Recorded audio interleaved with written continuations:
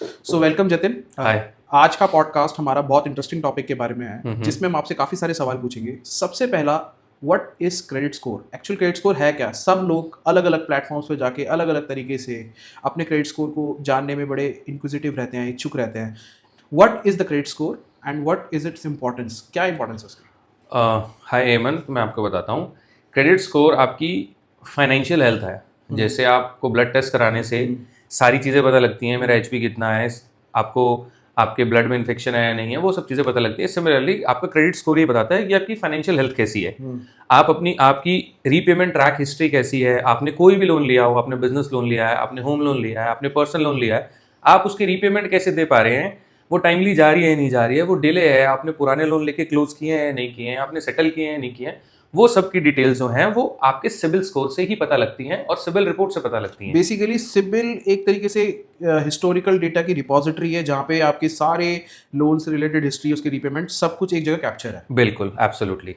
Okay, तो उससे यही पता चलता है कि आप कितने अच्छे रीपेमेंट कर सकते हैं या कर चुके हैं। ओके, सो इसकी इंपॉर्टेंस क्या है? मतलब ऑब्वियसली इंपॉर्टेंस इसकी दो साइड से देखी जाएगी, one from the perspective of the borrower and other from the perspective of the lender. तो आप दोनों से एक बार इसको थोड़ा सा डिटेल में हमें बताइए कि what is the importance of it. देखिए, credit score is very important. I tell you why. पहले हम लेंडर के पर्सपेक्टिव से डिस्कस करते हैं। कोई भी लेंडर अगर कोई लोन किसी को देता है तो उसमें तीन चीज़ें देखी जाती हैं। अगर वो सिक्योर्ड लोन है तो उसके अंदर एक आपकी कोलेटरल देखी जाएगी, एक आपकी इनकम देखी जाएगी, एक आपकी इंटेंशन देखी जाएगी। इनकम आपकी सैलरी है या आपकी बिजनेस आईटीआर है, कोलेटरल आपकी प्रॉपर्टी है। और इंटेंशन वो कैसे जज करेगा, क्योंकि आप उसके पास अननोन बंदे गए हैं तो आपको वो जानता नहीं है, आपका कोई रिलेशन नहीं है। ऐसा तो है नहीं आपका हर बैंक के साथ रिलेशन होगा। जब आपका सैलरी अकाउंट एचडीएफसी में और आप आईसीआईसी से लोन लेने गए हैं तो उस सिनेरियो में वो आपकी जो फाइनेंशियल इनसाइट है या आपकी जो इंटेंशन है वो सिबिल स्कोर से चेक करेगा। आपका सिबिल जनरेट होता है, वो उसको आपकी परमिशन लेने के बाद उसको जनरेट करेगा। उससे उसको ये पता चलेगा कि आपने पास्ट में कितने अच्छे से बैंक्स को पेमेंट करी है। अगर आपने पेमेंट गलत करी है, लेट करी है, तो वो कॉशियस रहेगा। अब आते हैं लेने वाले के पर्सपेक्ट से। अगर मैं कहीं पे भी लोन लेने जाता हूँ और मेरी क्रेडिट हिस्ट्री बहुत बढ़िया है तो बैंक जो है मुझे सस्ते रेट पे देगा, क्योंकि उसका रिस्क कम है। तो lower the risk lower the return. तो यहाँ पर उसका अगर सिबिल स्कोर मेरा एक्सीलेंट कैटेगरी में आ रहा है तो बैंक का रिस्क कम है, क्योंकि मेरी रीपेमेंट अच्छी है, तो वो मुझे थोड़ा सा रेट कंपैरेटिवली कम देगा। और मैं आपको एक चीज़ और बता देता हूँ, बैंक्स की जितनी भी रेट की ग्रेड होती हैं वो सिबिल स्कोर लिंक्ड होती हैं। अगर किसी का 720 प्लस से 720 से 750 है तो ये रेट होगा, 750 से 800 है तो ये रेट होगा, 800 एंड अबव है तो ये रेट होगा। तो वो सब लेंडर के पर्सपेक्ट से भी बहुत इंपॉर्टेंट है और लेने वाले के पर्सपेक्ट से भी बहुत इंपॉर्टेंट है।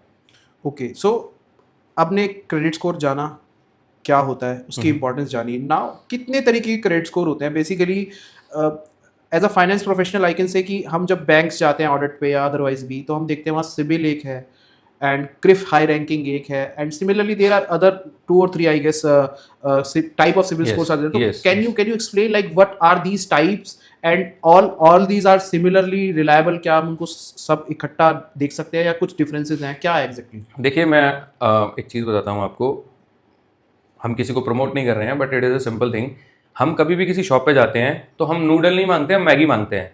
हालांकि टॉप रेमन भी आता है और आईटीसी के और भी ब्रांड्स हैं जिसमें वो नूडल सप्लाई करता है, बट हम जाके क्या बोलते हैं, मैगी दे दो। मैगी इसलिए, और सिमिलरली टूथपेस्ट है तो हम टूथपेस्ट नहीं, हम कोलगेट बोलते हैं। वो रीज़न ये है कि जो चीज़ें ट्रेंड में आ जाती है ना, एक चीज़ परफेक्ट हो गई। सिमिलर ना फाइनेंशियल फील्ड में सिबिल है। जैसे सिबिल, आपको क्रेडिट रेटिंग जानने के लिए बहुत सारी कंपनीज है, इक्विफैक्स है, क्रिफ है, जैसे आपने बिल्कुल ठीक बताया, क्रिफ है, इक्विफैक्स है, सिबिल है।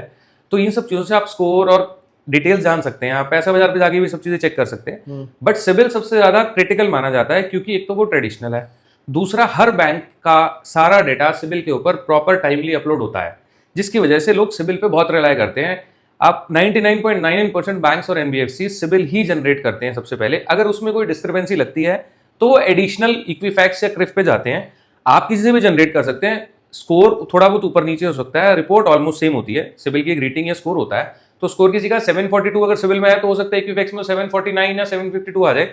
बट ऐसा नहीं है उसमें 400 आ रहा होगा और उसमें 700 आ रहा होगा। तो दोनों सब रिलायबल हैं। बट हाँ, ये है जैसे मैगी उसमें चैंपियन है, वैसे सिबिल क्रेडिट स्कोर में चैंपियन है। बेसिकली एक तरीके से लोगों की जमान पे चढ़ गया कि Yes. मुझे सिबिल जानना Yes. है, जबकि वो क्रेडिट स्कोर जानना चाहते हैं। Yes. क्योंकि वो इतना कॉमन वर्ड है सिबिल, तो इट इज पॉपुलर भी है। कॉमन एंड पॉपुलर, हाँ. so it is synonymous to like Yes, yes, credit score. yes, yes, yes. Okay. So Jatin, अब हमने सिबिल और क्रेडिट स्कोर के बारे में बेसिक अंडरस्टैंडिंग ली, आज की यंग जनरेशन के पॉइंट ऑफ व्यू से सिबिल कितना रेलेवेंट है?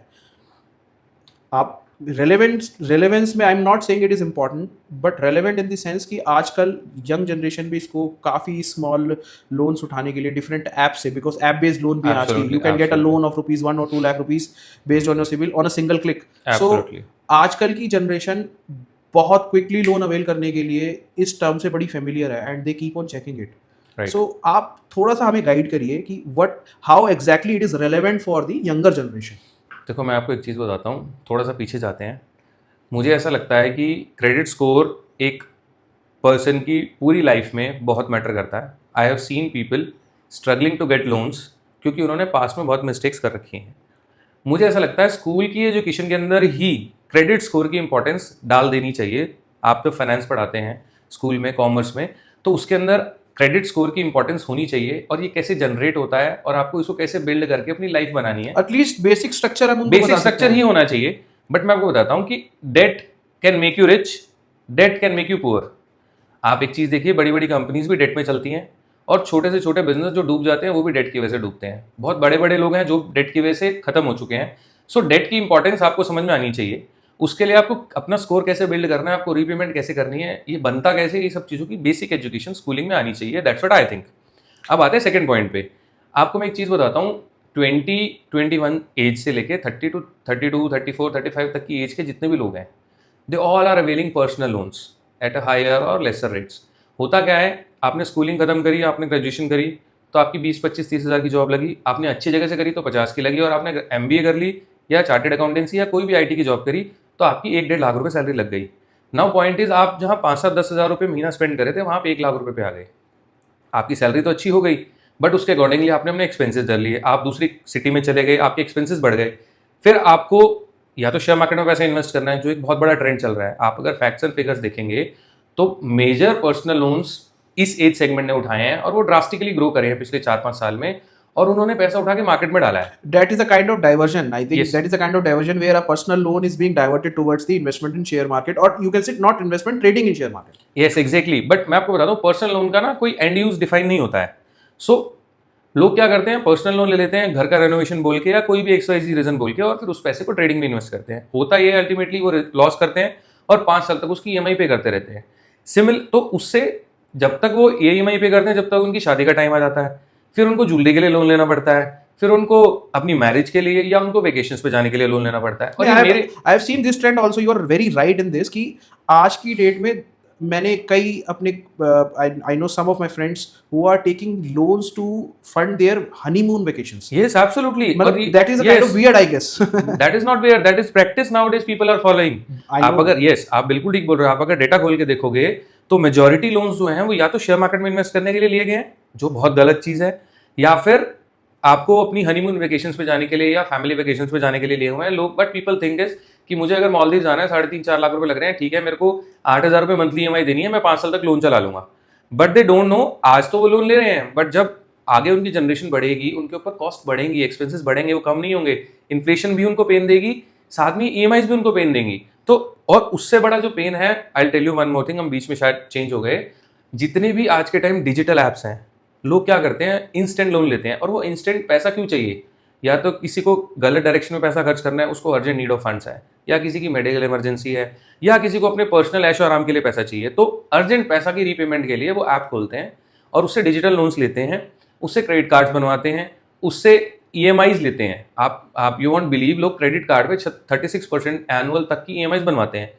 उससे होता यह है कि उनका जो इंटरेस्ट एक्सपेंस है ना वो प्रिंसिपल से बहुत ज़्यादा जाने लग जाता है. प्लस वो इतना हाई रेट ऑफ इंटरेस्ट पे नहीं कर पाते हैं, फिर interest on interest and penalties लगती हैं. तो ये जो डिजिटल लोन्स है ना, जिसमें इतना ज़्यादा ड्रास्टिकली ग्रो हो गए हैं, जिसका एवरेज टिकट आप मानोगे 10,000 रुपये है. अगर आप डेटा खोलोगे, एवरेज टिकट जो है वो डिजिटल लेंडिंग का सिर्फ 10,000 रुपये है. लेकिन ये लोग जितने भी लोन ले रहे हैं ये 24%, 30%, 32% पे लोन ले रहे हैं. आप एक चीज़ समझिए, एक नॉर्मल मैन अगर 30% पे लोन लेगा तो वो 100 रुपये के 130 रुपये एक साल में देगा. तो आप समझिए वो तो 100 भी नहीं भर पा रहा है जिसके लिए वो लोन ले रहा है. वो 30 रुपये एक्स्ट्रा करते करते उसको एक्यूमुलेट कर लेगा और इन छोटे लोन्स की वजह से वो अपना सिबिल खराब कर लेता है. फिर जब 4-5 साल बाद उसकी सैलरी थोड़ी ठीक होती है, जब उसको घर लेना होता है अपनी फैमिली के लिए, तब उसको वो लोन ही नहीं मिलता है. तो वो जो आज वो पेन अपने लिए क्रिएट कर रहा है इन डिजिटल लैंडिंग ऐप से लोन उठा के, वो उसको बहुत लॉन्ग टर्म देने वाली है, फिर उसको जगह जगह चक्कर खाने पड़ते हैं। जो होम लोन उसको 8.5 पे मिलना चाहिए वो उसको 12.5, 13, 14 पे एक थर्ड ग्रेड एनबीएफसी से उठाना पड़ता है। तो वो पेन जो आज वो मजे ले रहे हैं ना घूमने के लिए, कोई कोई फ्लाइट पकड़ के कहीं जा रहा है, कोई घूमने जा रहा है, उन क्रेडिट कार्ड्स को यूज कर रहे हैं, जो लेंडिंग ऐप से लोन ले रहे हैं, वो लॉन्ग टर्म में इतना पेनफुल हो रहा है उन लोगों के लिए, जिसके लिए उनको बहुत हाई रेट ऑफ इंटरेस्ट पे लोन्स उठाने पड़ते हैं, या लोन उनको मिलते भी नहीं है। सो जतिन, बेसिकली एक तरीके से आज की जनरेशन की हैबिट इवॉल्व हो रही है where they get easily influenced from the Instagram. Yes. Suppose आपने आज एक मालदीव्स की reel Yes, absolutely. You will have a feeling in your mind कि मेरे को जाना है यार, मेरे को भी जाना है Maldives. You may have fund, you may not have funds. अगर आपके पास पैसे हैं that is well and good, आप जा सकते हो। अगर आपके पास पैसे नहीं है then the travel companies provide the option of EMIs, Yes, absolutely. which is a kind of easy money at your disposal. Yes. आपने क्या करा, EMI ऑप्ट करी, आपने पैकेज लिया, आप 10-15 दिन घूम आए, Yes. That is fine. But here comes the complete story. वो 10-15 दिन के बाद जो साल, 1.5 साल, 2 साल, depending on the tenure of the EMI, वो जो पेन है, you will keep on spending that Yes. From your salary. Yes. आपकी डिस्पोजेबल इनकम कम हो जाती है। Yes. So, can I say that the generation of today is trapped into a debt trap, Absolutely. and they are constantly taking loans to repay some earlier loans? Absolutely. I have even witnessed some of the cases जहाँ पर evergreening of credit card भी हो रही है. So there are local vendors available in every area Yes. जो 1 या 2% पे आपके क्रेडिट कार्ड से Yes. आपको कैश दे देते हैं. Yes. Suppose Yes. you are having a limit of 2 lakh rupees. आपने 2 लाख रुपए दिए, वो 2 लाख रुपए पे 2% माइनस करके 196 he will give you cash. Yes. 196 से आप उसको रोटेट करके किसी और क्रेडिट कार्ड का लोन पे कर Yes. दोगे. तो this because of this credit card की भी एवरग्रीनिंग चल रही है. Yes. बट आप ये देखेंगे इसमें 2% तो हम एक लूज कर रहे हैं, और देयर माइट बी पॉसिबिलिटी कि जो हम अगर बाय चांस डिफॉल्ट हो जाए या कोई और रीजन की वजह से हमें इंटरेस्ट और देना पड़े. Yes. तो कहीं ना कहीं जनरेशन जो है आज की जो यूथ है, it is going into a debt trap. So Yes. What suggestions you have for them so that they should be out from this?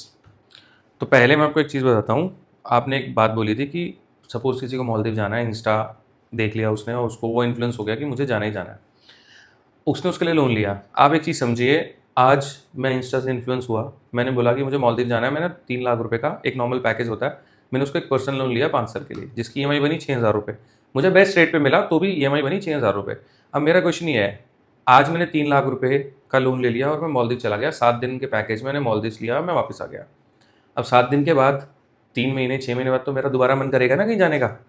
अगर मैं इन चीज़ों से इतना एडिक्टिव हूँ, मैं इतनी ईजिली इन्फ्लुएंस हो जाता हूँ, तो ऑब्वियसली मेरे को 3 महीने 6 महीने में दोबारा कहीं जाना है, चाहे वो शिमला मनाली जाना हो, चाहे मालदीव जाना हो, चाहे एम्स्टर्डम जाना हो, जाना तो है ना।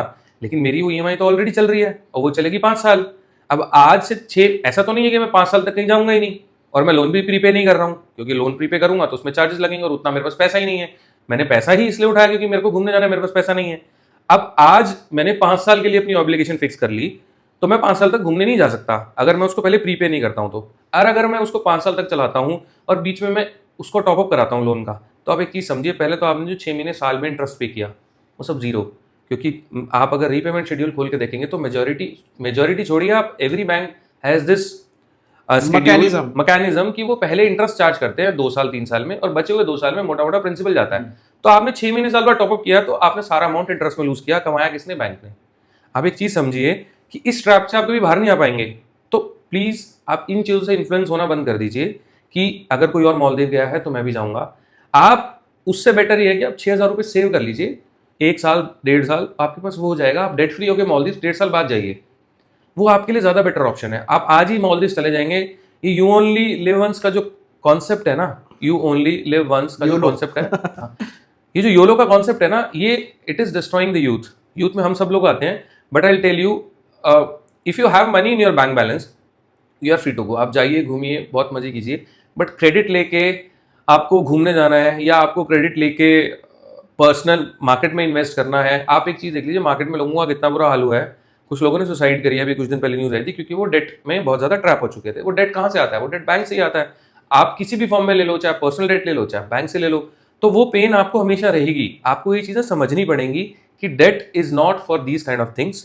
आपका डेट अगर 9% पे है और अगर 18, 20, 25, 30% आपको रेवेन्यू जनरेट करके दे रहा है, तो वो डेट यूजफुल है। अगर आप घर ले रहे हैं तो घर लेने में आप, अगर आपने 8.5% पे होम लोन लिया है और आपकी प्रॉपर्टी अप्रिशिएट हो रही है 15-20% से एनुअली, तो आपको वो फलेगा। अगर आप ऐसा ले लीजिए जो स्टक प्रॉपर्टी है, बिल्डर की प्रॉपर्टी आपने ऐसी ले ली जो इनकम्प्लीट है, तो आप सिर्फ डेट ही भरते रह जाएंगे, ना आपको पोजीशन मिलेगी ना प्रॉपर्टी मिलेगी। इवन सुप्रीम कोर्ट में भी काफी सारे केसेस अभी पेंडिंग है और कईयों के डिसीजंस भी आ रहे हैं जहाँ पे they called builder bank nexus, जहाँ पे वो बिल्डर प्रोजेक्ट कंप्लीट होता नहीं है, बैंक की ईएमआई चलती रहती है, Yes, and the person who is in limbo is the buyer. वो हमेशा Yes, बीच में ऐसे Yes. तैरता रहता है कि मैं क्या करूं, व्हाट शुड आई डू। मैं वही बता रहा हूँ, उसमें होता ही है ना कि आप एक चीज समझिए, बिल्डर अगर बैंक के पास जाएगा तो उसको 16% 17% पे फंडिंग मिलती है, ठीक है। अगर वो होम लोन की फॉर्म में उसके पैसा जाएगा तो वो 8.5 पे मिलेगा, तो वो अपना अप्रूव करा के बहुत लुभावने ऑफर देके होम लोन लोग सैंक्शन कराते हैं, बिल्डर को पेमेंट जाती है, बिल्डर की नीयत खराब होती है, और अल्टीमेटली फंसता कौन है? जो बायर है। वो ईएमआई भी भरता है, इंटरेस्ट भी भरता है, और उसको प्रॉपर्टी भी नहीं मिलती है।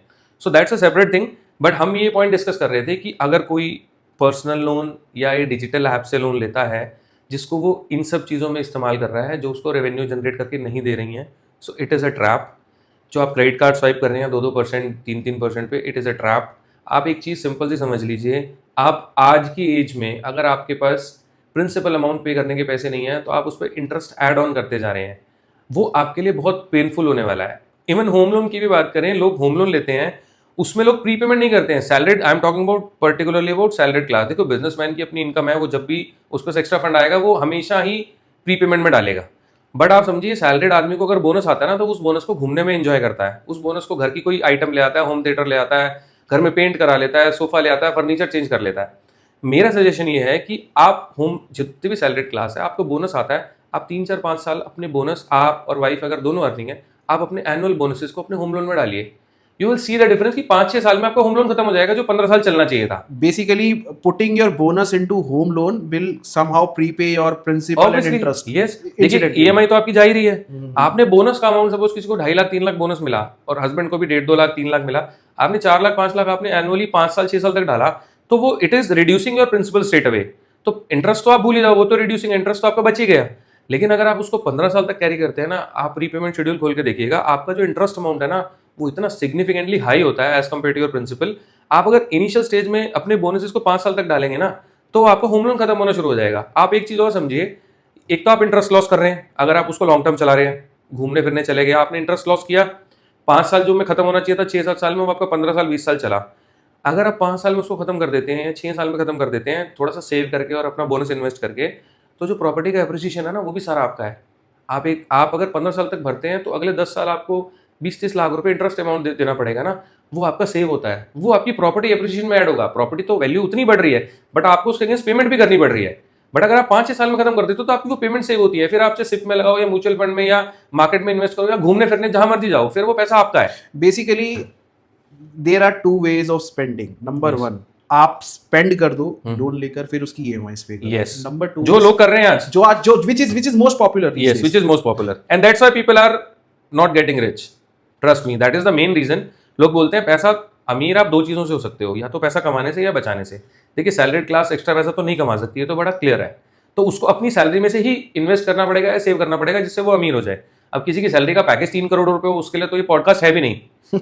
ऑब्वियसली जिसकी सैलरी 1 लाख है, 1.5 लाख है, 1.25 लाख है, 75,000 है, उन लोगों के लिए ये चीज़ें हैं कि अगर आप इतना लिमिटेड अर्न कर रहे हैं तो आपको उस लिमिट में से ही अपने एक्सपेंसेस निकालने हैं और अपनी ईएमआईज निकालनी है और अपनी सेविंग करनी है, राइट। तो आप सेव करके भी रिच बन सकते हैं, ऐसा नहीं है कि आपको कमाई ही बढ़ानी है। Number one I was talking about कि 2 तरीके हैं। आप लोन लेके ईएमआई लेके घूमने चले जाओ और फिर आप उसकी कमिटमेंट्स को आने वाले 4-5-10 साल व्हाटएवर द टेन्योर इज आप पे करना। अनदर ऑप्शन इज कि आप पैसे को सेव करो, then you make a pool out of your funds कि मेरे को ये वाला पूल जो है, इस मेरे टोटल फंड्स में से इतना पूल मेरा घूमने के लिए है, इतना पूल मेरी गाड़ी के लिए है, इतना पूल मेरी हायर एजुकेशन के लिए है। That should be ideally the strategy, right? Okay, not the first one. So एक ना, I am not promoting again anyone, एक आईसीआईसीआई बैंक का ना एक वो चलता था, आई विश डिपॉजिट, जहाँ पे वो they will ask you to deposit some amount which is the kind of FD only, they will provide you interest, जहाँ पे ना वो आपके गोल सेट कर देते हैं कि मेरा ट्रैवल गोल ये है, आप 2-2 हज़ार रुपये महीने की एफडी कराओ, when it will reach to 1.5 lakh और 3 लाख से whatever is your target, तो वो आपको अमाउंट दे देते हैं। तो this should be the strategy. Yes, you can make it. I wish can be one option. Yes. I'm not promoting anyone. SIP in mutual funds can be the way of saving. Simple. See, SIP and mutual funds आप जब कर सकते हो जब आपके पास extra income हो। जब आप अपनी सारी लाइबिलिटीज देखो। मेरी एक चीज समझो, आपने सिप में पैसा डाल दिया, मार्केट भी डाउन हो गई, होम लोन के इंटरेस्ट भी बढ़ गए, तो आप तो डबल लॉस में हो गए ना। तो पहला टारगेट आपका डेट क्लियर होना चाहिए। हाँ, ऐसा मुझे लगता है। हाँ, नहीं, क्योंकि सपोज करो किसी बच्चे ने 27 साल में एक होम लोन लिया, 50 लाख रुपए का एग्जाम्पल लेते हैं, उसने 20 साल का लिया या 15 साल का लिया, 50 लाख रुपए की 50,000 रुपये EMI बनी। अब 27 से वो 32 तक आया, तब तक उसकी सैलरी ठीक ठाक थी, वो कंफर्टेबल था, उसने पे किया। 32 के बाद उसकी फैमिली ग्रो कर गई, एक हुआ, एक से दो हुए, 32, 34, 35 में 2 बच्चे हो गए। आज के टाइम स्कूलिंग इतनी महंगी है, 2 बच्चों की स्कूलिंग अफोर्ड करने में, उनके डायपर्स अफोर्ड करने में, उनकी फैमिली उनके एक्सपेंसेस अफोर्ड करने में उसकी EMI जितना चला जाएगा जितना वो EMI पे कर रहा है। तो अगर वो 27 से 34-35 तक अपना होम लोन क्लियर कर देता है तो उसके 150,000 एक्स्ट्रा बचेंगे, और अगर वो नहीं करता है तो उसके पास डबल बर्डन है। Can I say, Jatin, by stopping you in between, being debt free is a blessing. It is actually a blessing.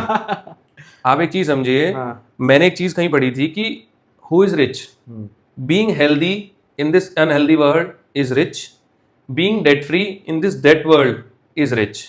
सो अगर आपका होम लोन है ना 50 लाख रुपए, 1 करोड़ रुपए का, आप उसको एक बार क्लियर कर दो 5-7 साल में, उसके बाद आप सो के देखना, you will come to know how better it is. नहीं, एक्चुअल में let me give a practical life example. मेरा एक फ्रेंड है, he is a chartered accountant working in an NBFC.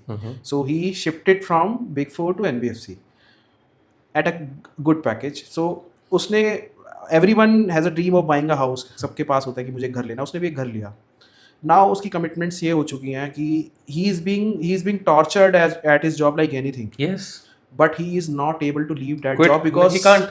because he is not getting a similar or higher package readily, but he has to stay there to Commitments. for his commitments. Yes. So What is his age? his age is 32, 33, I guess. Is he married? He is married. He is having 2 kids. So now that's what I am talking कि अभी वो इतना ज्यादा he is under pressure. हाँ. आप एक चीज समझिए कि ये प्रेशर ना, ये कुकर बिल्डअप होता है, ऐसे एक दिन का नहीं होता। This is practical life example. हाँ, देखो मेरा तो लेंडिंग का काम है। I have seen lots of cases where these issues come up. लोग करते ही हैं। आप देखो बिजनेसमैन के पास मल्टीपल स्ट्रीम्स ऑफ इनकम है, अगर वो चाहे वो कमा सकता है, हालांकि लॉसेस भी उतने ही होते हैं, बट इस businessman can earn through different ways. But आप समझिए ना, सैलरी की तो लिमिटेड इनकम है। अगर आप अपनी कमिटमेंट्स को इतना बढ़ा लोगे, आपकी सैलरी है 2 लाख रुपए, आपकी EMI जा रही है 1.5 लाख रुपए, आप सर्वाइव ही नहीं कर सकते दिल्ली जैसी जगह में। आज ही मैंने इंसिडेंटली एक आर्टिकल भी देखा था। A girl from Bangalore having a package of 36 lakh per annum is living paycheck to paycheck. तो एक्सपेंसेस उतने हाई हो चुके हैं ना। That's what I am telling you. आप देखिए इन्फ्लेशन आपको बहुत बुरे तरीके से मार रही है, रेट ऑफ इंटरेस्ट आपको बहुत बुरे तरीके से लोगों को लगता है। देखो अगर it is a very good thing, किसी ने घर खरीदा है तो उसकी सोशल स्टेटस बन जाता है कि उसने घर खरीदा है, और वो जरूरी भी है। घर लेना is the top most priority, I would say. ये होनी भी चाहिए, बट उसको क्लियर करना सबसे पहली प्रायोरिटी होनी चाहिए। So you are against those doctors who said I will prefer to stay in a rented premises than buying a house. Yes, I am against those because मुझे ऐसा लगता है कि प्राइस एप्रिशिएशन इतनी बुरी तरीके से हो रहा है दिल्ली NCR में या इंडिया में कि अगले 5 साल तक अगर आप ये थ्योरी फॉलो करोगे तो 5 साल बाद आप लैंड ले नहीं पाओगे। लैंड छोड़ दो, आप फ्लोर भी ले नहीं पाओगे, क्योंकि प्राइस एप्रिशिएशन कौन देखेगा? रेंटल को तो आपने देख लिया। But what about that particular thing जहाँ पे लोग कह रहे हैं कि इन्वेंट्री अनसोल्ड है? आप दिल्ली में दिखाओ मुझे इन्वेंट्री अनसोल्ड का। इन्वेंट्री अनसोल्ड है, बट उसका आंसर शायद यही है कि cost of construct inventory unsold इसलिए नहीं है कि वो डिमांड नहीं है, क्योंकि प्राइसेस ऑलरेडी हाई जा चुके हैं because of the higher cost of construction. आप एक चीज समझिए, कोविड के बाद द्वारका एक्सप्रेसवे पे प्राइस 2.5-3 गुना हो गए हैं। आप एक सैलरीड आदमी से बोलो कि 2.5 करोड़ रुपए का फ्लोर ले ले, फ्लैट ले ले, तो ले ही नहीं सकता। इतनी सैलरी ने 2.5 लाख रुपए की आपको EMI देनी पड़ेगी 2.5 करोड़ के फ्लोर के लिए। तो 2.5 लाख रुपए की सैलरी वाले 2.5 लाख रुपए की EMI देने के लिए आपकी 4 लाख रुपए की सैलरी होनी चाहिए। कितने लोग हैं आपकी जानकारी में जो 4 लाख रुपए महीना कमाते हैं? आप समझिए ना। और जो लोग कमाते हैं उनके घर में 2-2 मेड्स होती हैं, ड्राइवर होता है, महंगी गाड़ी होती है, उसकी EMI होती है, तो वो ऑलरेडी उस ट्रैप में है। वो भी उस ट्रैप, ऐसा नहीं है कि वो लोग बहुत रिच हैं, वो लोग भी इस ट्रैप में हैं। बहुत लिमिटेड लोग हैं जो डेट फ्री हैं, जॉब में हैं, अच्छा सेव कर पा रहे हैं, और वो करोड़ ऑफ रुपीज़ लेके रिटायर होते हैं 60 में। मेरी लाइफ में कुछ ऐसे लोग हैं जो सीनियर्स हैं, जिनको मैं जानता हूँ, जिनके पास 4-5-10 करोड़ रुपए का कॉर्पस है, डेट फ्री हैं, लाइफ ठीक ठाक जी रहे हैं, टेंशन नहीं है। जब मन करेगा जब जॉब छोड़ देंगे। लेकिन आप एक चीज़ समझिए, जो लोग, जैसे आपने अपने फ्रेंड का एग्जांपल दिया, जो लोग फंस चुके हैं, 32 साल की एज क्या है भाई? आप समझो 32 ईयर्स की एज में एक बंदा इतने बुरे ट्रैप में फंसा हुआ है कि वो घर जाने से पहले सोचता होगा यार आज फिर टेंशन होगी, ऑफिस आने से पहले सोचता होगा यार फिर टेंशन होगी, मंथ एंड होता होगा तो उसकी टेंशन बढ़ जाती है। नहीं, he called me several times कि उसने मुझे बोला कि यार if you have some references to get me a job at this package, see he can get a job, there is no problem in getting a job. The problem is he wants to have at least same level of package or at least higher than that. So problem is that वो इतना readily available नहीं है, because of which he is made to suffer whatever he is suffering in his office. तो इसीलिए आपको अपनी life में अपने फाइनेंसेस को मैनेज करना बहुत अच्छे से आना चाहिए. आपको ये चीज़ें शुरू से सिखाई जानी चाहिए. इनफैक्ट मुझे लगता है कि पेरेंट्स को भी अपने बच्चों को क्रेडिट रेटिंग्स की, सिविल स्कोर की इंपॉर्टेंस और आपको कितना फंड लेना चाहिए, कितना नहीं लेना चाहिए, वो सब चीज़ों की इंपॉर्टेंस एटलीस्ट फाइनेंस बैकग्राउंड के लोगों को तो देनी चाहिए अपने बच्चों को. और स्कूलिंग में मुझे ऐसा लगता है कि ये एक एडिशनल सब्जेक्ट होना चाहिए, क्योंकि आजकल आप एक चीज़ समझिए, 20, 21, 22, 23 साल के जितने भी लड़के हैं वो लोग 10-10, 20-20 हज़ार रुपए के लोन डिजिटल ऐप से लेते हैं. आप खोल के देख लीजिए गूगल पे, आपको पता लग जाएगा कि डिजिटल ऐप्स का कितना ज़्यादा इम्पैक्ट पड़ रहा है लोगों के ऊपर, कितने हाई रेट पे मिलते हैं, 23, 24, 25%. आप समझिए it is a bloody big amount of rate of interest that everybody is paying on these digital loans. और ये मुझे नहीं लगता है कि इन एनी वे इनमें डिफॉल्ट नहीं होते होंगे. मुझे लगता है इनका डिफॉल्ट रेट बहुत हाई होता होगा, बट ये बहुत छोटे क्वांटम के होते हैं, इसलिए बैंक्स एनबीएफसी बहुत ज़्यादा इस पर बॉदर नहीं होते हैं. बट आप समझिए इससे आपकी लाइफ खत्म हो रही है. आपको आगे बेटर चीज़ें मिल सकती हैं, लेकिन वो कभी भी नहीं मिलेंगी. So please stop taking these loans. So हमारा भी एक ये इनिशिएटिव आज के पॉडकास्ट का यही था. A person can be literate but does not necessarily mean he is financially literate. Yes. The reason is कि आज एक डॉक्टर साहब है, he is MBBS and MD, एक वकील साहब है, he might be a senior designated advocate, but जरूरी नहीं है कि उनको इन सारी चीज़ों के बारे में नॉलेज हो. So and accordingly if they do not have the knowledge about this, they can not pass it on to their children and to their family. So हमारा आज का एक ऑब्जेक्टिव यही था कि एक फाइनेंशियल लिटरेसी के पॉइंट ऑफ व्यू से लोगों को सिबिल के बारे में, क्रेडिट स्कोर के बारे में नॉलेज हो, अवेयर करना. अवेयर हो. जतिन, एक नेक्स्ट क्वेश्चन इन बिटवीन मेरा ये है, मैंने कई सारे केसेस भी देखे हैं, even my personal cases like that. मेरे सिबिल में there are some loans which are being reflected, मैंने लिए ही नहीं है वो लोन. राइट. वो क्या इशू है? देखो कई बार ऐसा होता है कि आपका केवाईसी मिसयूज हो जाता है. जैसे आपने मोबाइल लेने के लिए अपना केवाईसी दिया, मोबाइल नंबर लेने के लिए, और उसको किसी मोबाइल वेंडर ने बेच दिया. This things happens in the market.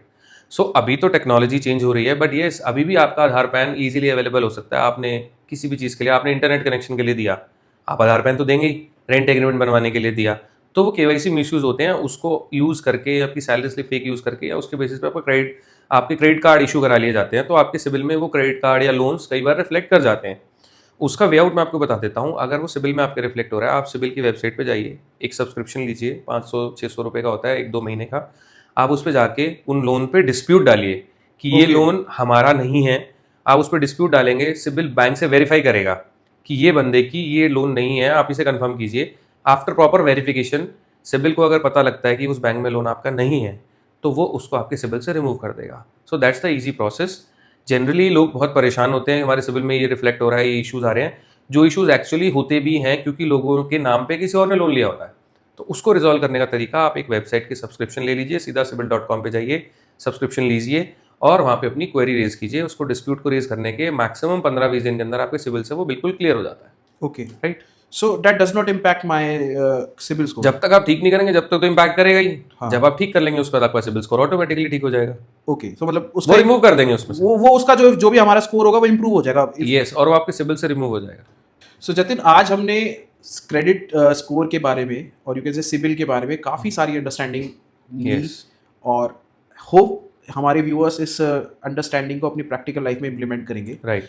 You know, it is said that beginning is always the hardest, but in case of loan, beginning is always the easiest and the closure is always the hardest. It is most painful thing if you don't plan it properly. So plan your loans, plan your finances, plan your sibil accordingly, and hope you have enjoyed watching this. अब आपसे मिलते हैं अपने next podcast में. Thank you Jatin, thank you for being wonderful sharer of the information in this podcast. Thank you.